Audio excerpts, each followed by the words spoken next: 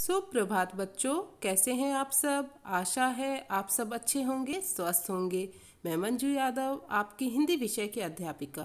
बच्चों, जैसा कि आप सभी जानते हैं, कुछ समय बाद ही हमारी मिड टर्म परीक्षा शुरू होने वाली है, जिसका पाठ्यक्रम हम पूरा कर चुके हैं। आज की कक्षा में हम पाठ संज्ञा व सर्वनाम का दोहरान कार्य करेंगे। तो चलिए शुरुआत करते हैं। सबसे पहले हम पढ़ेंगे संज्ञा के बारे में। संज्ञा किसी व्यक्ति, वस्तु, स्थान, प्राणी और भाव आदि के नाम को संज्ञा कहते हैं। बच्चों, हम आंखों से जो कुछ देखते हैं उन सब का नाम होता है। हमारे मन में जो भाव जागृत होते हैं उन सब का भी नाम होता है। इन सभी नामों को संज्ञा कहते हैं। यानी मैं अपने आंखों से, जैसे मैं सामने किसी भी चीज़ को देख रही हूँ, किसी पेड़ को देख रही हूँ, तो ये पता है ना कि वह पेड़ है और किस चीज़ का पेड़ है, आम का पेड़ है कैसा, तो उसका एक नाम है, निश्चित नाम है। मेरे मन में कोई भाव जागृत हो रहे हैं, किसी भी प्रकार का कोई भाव जागृत हो रहा है, जैसे कि आज मैं बहुत खुश हूँ, तो खुशी का भाव जागृत हो रहा है, तो खुशी वो भी एक शब्द हुआ ना, नाम हुआ कि खुशी। तो किसी भी भाव आदि के नाम को या किसी व्यक्ति, वस्तु, स्थान, प्राणी और भाव आदि के नाम को संज्ञा कहते हैं। चलो बच्चों, कुछ उदाहरणों के माध्यम से संज्ञा को समझते हैं। जैसे सबसे पहले व्यक्ति। व्यक्ति में कौन कौन आते हैं, जैसे आदमी, नारी, मीराबाई आदि, ये सभी व्यक्ति हैं। वस्तु किसी पुस्तक, जैसे रामायण या मेज, हम कुछ भी कह सकते हैं, कुर्सी, अलमारी आदि। स्थान अलवर, स्कूल, बाजार आदि, किसी भी जगह का नाम। प्राणी मछली, कौवा, घोड़ा आदि। और भाव बचपन, गर्मी, मिठास आदि। बच्चों, जो भाव होते हैं वो कहाँ होते हैं, हमारे मन में जागृत होते हैं। तो आपको समझ में आया, किसी व्यक्ति, वस्तु, स्थान, प्राणी, भाव आदि के नाम को क्या कहते हैं, संज्ञा कहते हैं। संज्ञा के भेद। बच्चों, संज्ञा के 3 भेद होते हैं: व्यक्तिवाचक संज्ञा, जातिवाचक संज्ञा एवं भाववाचक संज्ञा। तो चलिए अब इसके तीनों भेदों को अलग अलग पढ़ते हैं और जानते हैं इनके बारे में। सबसे पहले व्यक्तिवाचक संज्ञा। जिन संज्ञा शब्दों से किसी विशेष व्यक्ति, स्थान, प्राणी और वस्तु का पता चलता है उन्हें व्यक्तिवाचक संज्ञा कहते हैं। बच्चों देखिए, किसी विशेष व्यक्ति, यानी कि किसी विशेष व्यक्ति, किसी एक व्यक्ति जिसके बारे में हम बात कर रहे हो, उसे व्यक्तिवाचक संज्ञा कहते हैं। जैसे उदाहरण देखते हैं, व्यक्ति के अंदर विवेकानंद। विवेकानंद हमें पता है किसका नाम था, तो ये एक व्यक्ति है, हम किसी पूरी व्यक्ति के जाति का बोध नहीं करा रहे। महाराणा प्रताप, मीराबाई आदि, ये किसी एक व्यक्ति के नाम है। स्थान भारत, भारत एक देश का नाम है। अलवर, अलवर एक शहर का नाम है। सिल्वर ओक स्कूल, ये हमारे विद्यालय का नाम है, तो हमें पता है कि हमारे विद्यालय की ही बात हो रही है, या अलवर की ही बात हो रही है। प्राणी चेतक, चेतक घोड़े का नाम था। यदि यहाँ पर घोड़ा होता तो क्या होता बच्चों, जातिवाचक संज्ञा, लेकिन यहाँ चेतक एक घोड़े का नाम दिया गया है, तो यह है व्यक्तिवाचक संज्ञा। ऐसे ही ऐरावत, अगर यहाँ पर हाथी होता तो यह जातिवाचक संज्ञा होता, लेकिन यहाँ पर ऐरावत लिखा है तो यह व्यक्तिवाचक संज्ञा है। वस्तु भगवत गीता, रामायण आदि, यदि यहाँ हम लिखते पुस्तक तो वह जातिवाचक संज्ञा होता। तो बच्चों, आपने देखा कि व्यक्तिवाचक संज्ञा के अंदर किसी एक व्यक्ति, एक किसी स्थान के नाम का या किसी एक प्राणी का बोध होता है, वह व्यक्तिवाचक संज्ञा होती है। इसमें पूरी जाति का बोध नहीं होता है। जातिवाचक संज्ञा।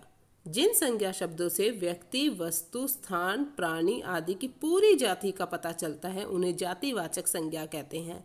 देखिए बच्चों, ध्यान से सुनिए। व्यक्तिवाचक संज्ञा में क्या था, किसी एक विशेष व्यक्ति, वस्तु, स्थान आदि का पता चलता था, लेकिन जातिवाचक संज्ञा में किसी व्यक्ति, वस्तु, स्थान, प्राणी आदि की पूरी जाति का पता चलता है, उन्हें जातिवाचक संज्ञा कहते हैं। जैसे उदाहरण देखिए, व्यक्ति लड़का, लड़की, युवक, युवती आदि।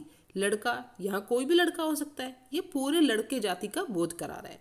स्थान देश, शहर, विद्यालय, बाजार आदि। यहाँ देश कोई भी देश हो सकता है, शहर कोई भी शहर हो सकता है, तो ये पूरे शहर की जाति का बोध करवा रहा है। प्राणी घोड़ा, हाथी, मछली, मगरमच्छ आदि। वस्तु पुस्तक, कंप्यूटर, मेज, कार, अखबार आदि। तो यहाँ पर ये सभी उदाहरण जो हैं किसका बोध करवा रहे हैं? एक जाति का बोध करवा रहे हैं, इसलिए ये क्या है? जातिवाचक संज्ञा शब्द हैं। भाववाचक संज्ञा, जिन संज्ञा शब्दों से किसी व्यक्ति, वस्तु, प्राणी आदि के स्वभाव, दशा, गुण, दोष और भाव आदि का पता चलता है, उन्हें भाववाचक संज्ञा कहते हैं। यानी कि देखिए बच्चों कि जिन शब्दों से किसी व्यक्ति, वस्तु, प्राणी के किसका पता चलता है? उनकी दशा का, गुण का, दोष का या उनके भाव का, उसे भाववाचक संज्ञा कहते हैं। आइए उदाहरण के माध्यम से समझते हैं। जैसे गुण दोष, मिठास, मूर्खता, दयालुता, सुंदरता आदि। दशा, दशा में बचपन, यौवन, बुढ़ापा, शैशव आदि। भाव, भाव में पढ़ाई, थकावट, हंसी, कमाई आदि। तो ये सभी शब्द किसका बोध करवा रहे हैं? भाववाचक संज्ञा शब्दों का बोध कराते हैं। तो बच्चों इस प्रकार हमने संज्ञा व संज्ञा के तीनों भेदों के बारे में पढ़ा। अब हम पढ़ेंगे सर्वनाम के बारे में। सर्वनाम, संज्ञा के स्थान पर प्रयोग किए जाने वाले शब्द सर्वनाम कहलाते हैं। जैसे मैं, हम, तुम, आप, यह, वह, कोई, कुछ, कौन, क्या, जो, सो आदि। आइए एक उदाहरण के माध्यम से समझते हैं। देखिए बच्चों, पिताजी तैयार हो रहे हैं, पिताजी को कार्यालय जाना है। अब इन्हीं वाक्यों को हम दोबारा से लिखते हैं। पिताजी तैयार हो रहे हैं, उन्हें कार्यालय जाना है। हमने पिताजी की जगह दोबारा जब पिताजी आया तो हमने उनकी जगह उन्हें लगा दिया। तो यानी कि एक ही शब्द यानी पिताजी की बार बार पुनरावृत्ति होने से रोकने के लिए हमने क्या लगाया? उन्हें। तो ये जो उन्हें है ये सर्वनाम होता है।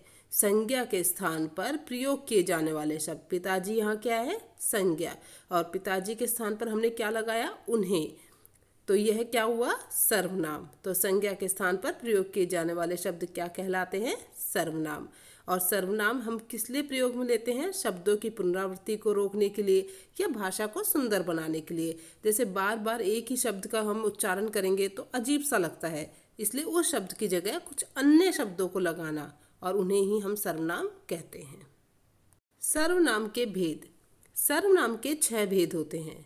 पुरुषवाचक सर्वनाम, निश्चयवाचक सर्वनाम, अनिश्चयवाचक सर्वनाम, संबंधवाचक सर्वनाम, प्रश्नवाचक सर्वनाम एवं निजवाचक सर्वनाम।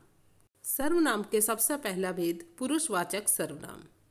वक्ता, श्रोता या अन्य किसी व्यक्ति के लिए जिन सर्वनाम शब्दों का प्रयोग किया जाता है वे पुरुषवाचक सर्वनाम कहलाते हैं। बच्चों, वक्ता कौन होता है? बोलने वाला यानी कि मैं। श्रोता कौन होता है? जो सामने सुन रहा है, सुनने वाला यानी कि तुम। या अन्य जो यहाँ उपस्थित नहीं है। मैं, वक्ता, श्रोता सामने जो सुन रहा है, या अन्य जो यहाँ उपस्थित नहीं है। किसी व्यक्ति के लिए जिन सर्वनाम शब्दों का प्रयोग किया जाता है वे पुरुषवाचक सर्वनाम कहलाते हैं।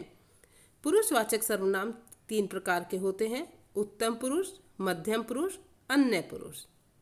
उत्तम पुरुष, जिन सर्वनाम शब्दों का प्रयोग बोलने वाला या लिखने वाला अपने लिए करता है उन्हें उत्तम पुरुष कहते हैं। यानी कि वक्ता, जो बोलने वाला या लिखने वाला जो मैं स्वयं अपने लिए करता है उन्हें उत्तम पुरुषवाचक सर्वनाम कहते हैं। जैसे उदाहरण देखिए, मैं गुलाब जामुन खाऊंगी, हम गांव जाएंगे।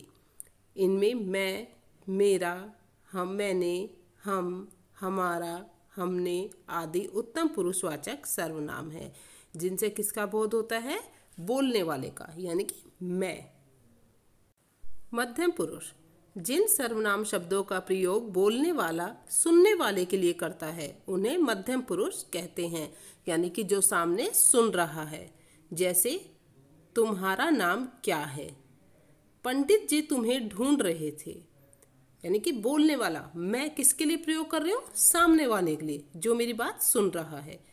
तुम, तुम्हें, तुम्हारा, आपको आदि मध्यम पुरुषवाचक सर्वनाम है। अन्य पुरुष, बोलने वाला जिन सर्वनाम शब्दों का प्रयोग किसी अन्य व्यक्ति के लिए करता है उन्हें अन्य पुरुष कहते हैं। जैसे उसका नाम समीर है, उन्होंने खाना खा लिया। यानी कि बोलने वाला सामने वाले के लिए नहीं, किसी तीसरे अन्य व्यक्ति के लिए जो यहाँ उपस्थित नहीं है उसकी बात करता है। उसका नाम समीर है। उन्होंने खाना खा लिया है। वे, वह, उसका, उन्होंने, उनको आदि अन्य पुरुषवाचक सर्वनाम है। सर्वनाम का दूसरा भेद, निश्चयवाचक सर्वनाम या संकेतवाचक सर्वनाम। जो सर्वनाम शब्द किसी निकट अथवा दूर की वस्तु या व्यक्ति का निश्चित बोध कराते हैं वे निश्चयवाचक सर्वनाम कहलाते हैं। यानी कि जो निश्चित बोध करवाए। हम इन्हें संकेतवाचक सर्वनाम इसलिए कहते हैं क्योंकि ये किसी की तरफ संकेत करते हुए कहते हैं। उदाहरण देखिए, वह रोहन का बस्ता है। यह मेरा घर है। यह, वह, ये, वे निश्चयवाचक सर्वनाम होते हैं। यानी कि किसी निकट अथवा दूर की वस्तु की ओर व्यक्ति अपना निश्चित बोध करवाते हैं और उन्हें निश्चयवाचक सर्वनाम कहते हैं। अनिश्चयवाचक सर्वनाम, जिन सर्वनाम शब्दों से किसी निश्चित वस्तु या व्यक्ति का पता नहीं चलता उन्हें अनिश्चयवाचक सर्वनाम कहते हैं। यानी कि किसी निश्चित वस्तु या व्यक्ति का पता नहीं चलता। निश्चयवाचक में क्या था बच्चों, किसी वस्तु या व्यक्ति का निश्चित पता चलता है, लेकिन अनिश्चयवाचक में किसी वस्तु या व्यक्ति का निश्चित पता नहीं चलता। उन्हें अनिश्चयवाचक सर्वनाम कहते हैं। जैसे उदाहरण देखिए, दरवाजे पर कोई खड़ा है। फर्श पर कुछ गिर गया है। बच्चों यहाँ कोई, कुछ, इनसे हमें एक निश्चित चीज का पता नहीं चल रहा है कि दरवाजे पर कौन खड़ा है और फर्श पर क्या गिर गया है, तो यह अनिश्चयवाचक सर्वनाम है। कोई, कुछ, किसी आदि अन्य पुरुषवाचक सर्वनाम है। संबंधवाचक सर्वनाम, जिन सर्वनाम शब्दों का प्रयोग वाक्य में आए किसी दूसरे सर्वनाम शब्द से संबंध बताने के लिए किया जाता है उन्हें संबंधवाचक सर्वनाम कहते हैं। ध्यान से सुनिए बच्चों, जिन सर्वनाम शब्दों का प्रयोग वाक्य में आए किसी दूसरे सर्वनाम शब्द से, यानी एक ही वाक्य में दो सर्वनाम शब्द आएंगे तो दूसरे सर्वनाम शब्द से संबंध बताने के लिए किया जाता है उन्हें संबंधवाचक सर्वनाम कहते हैं। उदाहरण देखिए, जैसे जैसा करोगे वैसा फल पाओगे। यहाँ जैसा और वैसा, जैसा करोगे वैसा फल पाओगे। जैसा का संबंध किससे है, वैसा। जो तेज दौड़ेगी सो जीतेगी, यानी जो का संबंध किससे है, सो से। तो यहाँ जो, सो, जैसा, वैसा आदि संबंधवाचक सर्वनाम है। प्रश्नवाचक सर्वनाम, किसी व्यक्ति, वस्तु अथवा स्थान के विषय में प्रश्न का बोध कराने वाले सर्वनाम प्रश्नवाचक सर्वनाम कहलाते हैं। जैसे दरवाजे के पास कौन खड़ा है। स्नेहा किसके साथ जाएगी। यहाँ कौन, किसके प्रश्न का बोध करवा रहे हैं। यानी कि किसी व्यक्ति, वस्तु अथवा स्थान के विषय में प्रश्न का बोध करवाने वाले सर्वनाम प्रश्नवाचक सर्वनाम कहलाते हैं, जिनसे हमें यह पता चले कि यहाँ पर प्रश्न किया जा रहा है। कौन, किसके, किसको आदि प्रश्नवाचक सर्वनाम शब्द हैं। निजवाचक सर्वनाम, सर्वनाम का आखिरी भेद, जो सर्वनाम वाक्य के कर्ता के साथ अपनापन बतलाने के लिए प्रयोग किए जाते हैं वे निजवाचक सर्वनाम कहलाते हैं। यानी कि वे सर्वनाम जो वाक्य के कर्ता के साथ अपनापन बतलाते हैं, यानी स्वयं के लिए जो किए जाते हैं, वे निजवाचक सर्वनाम कहलाते हैं। जैसे मैंने हलवा स्वयं बनाया है। यहाँ मैंने क्या है बच्चों, कर्ता है, तो मैंने हलवा स्वयं बनाया है, अपने आप बनाया है। वह खुद चली जाएगी। वह यहाँ क्या है, कर्ता, तो वह खुद चली जाएगी। खुद यहाँ क्या है, निजवाचक सर्वनाम है। तो आया आपको समझ में, जो सर्वनाम वाक्य के कर्ता के साथ अपनापन बतलाने के लिए प्रयोग किए जाते हैं वे निजवाचक सर्वनाम कहलाते हैं। स्वयं, खुद, आप, अपने आप आदि निजवाचक सर्वनाम हैं।